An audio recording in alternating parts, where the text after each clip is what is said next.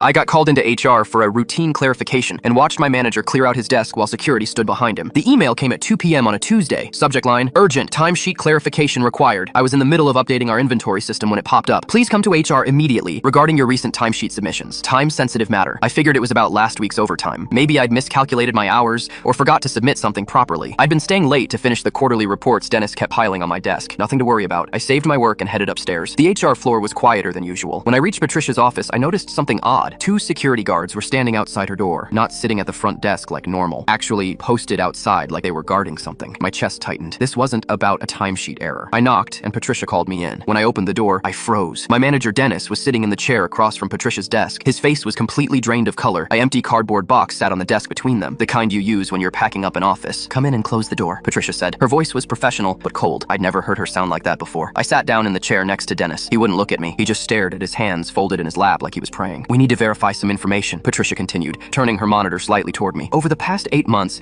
did Dennis ever ask you to clock in early or stay late without actually working those hours? The question hit me like a punch. No, never. Why would he do that? Patricia clicked her mouse a few times. Take a look at this. The screen showed my timesheet records from the past 6 months, but the numbers were wrong. Way wrong. There were entries for hours I definitely didn't work. Overnight shifts I never pulled. Weekend hours when I was home with my family. According to our system, you worked 43 hours of overtime in March alone, Patricia said. Did you work those hours? No, I said, my voice shaking. I worked maybe 15 hours of overtime that month. I remember because my wife complained about me missing our son's basketball game. Patricia nodded like she'd expected that answer. She pulled up another document, a bank statement. Dennis has been systematically editing employee timesheets for the past 8 months. He'd add phantom hours to multiple employees' records, then process the overtime payments. But instead of the money going to you, it was routed to an account he controlled. I felt sick. How much? From you specifically. About $8,000. Across the entire team, we're looking at $47,000. I turned to look at Dennis. He was still staring at his hands. A small muscle in his jaw was twitching. The audit team flagged the discrepancy 3 days ago, Patricia continued. We've been building the case since then. Payroll noticed the overtime costs didn't match our project budgets. When they dug deeper, they found the altered records. She turned back to her computer and pulled up more files. He was careful, never took too much from one person, spread it across 15 employees over 8 months. But he got greedy in April and added too many hours to Linda's timesheet. She noticed and reported it. My mind was racing. All those times Dennis praised my work ethic, all those conversations about being a team player, the motivational emails about going the extra mile. He was literally stealing from us while pretending to be our mentor. You can go, Patricia told me. We'll be correcting all the timesheet records and issuing back payments with interest. Someone from payroll will contact you by Friday. I stood up but couldn't move toward the door. I just stared at Dennis. You have 10 minutes to clear your personal items, Patricia said to him. Security will escort you out. Dennis finally looked up. His eyes were red. He opened his mouth like he wanted to say something, then closed it again. What could he possibly say? I walked out and the security guards immediately went inside. Through the glass wall, I watched Dennis stand and start packing. 3 framed photos of his family. A coffee mug that said, "World's Best Boss." That stupid motivational desk calendar he always quoted from during Monday meetings. He moved slowly, like he was in a dream or a nightmare. 2 days later, the district manager personally called me to apologize and explained Dennis was facing criminal charges for embezzlement.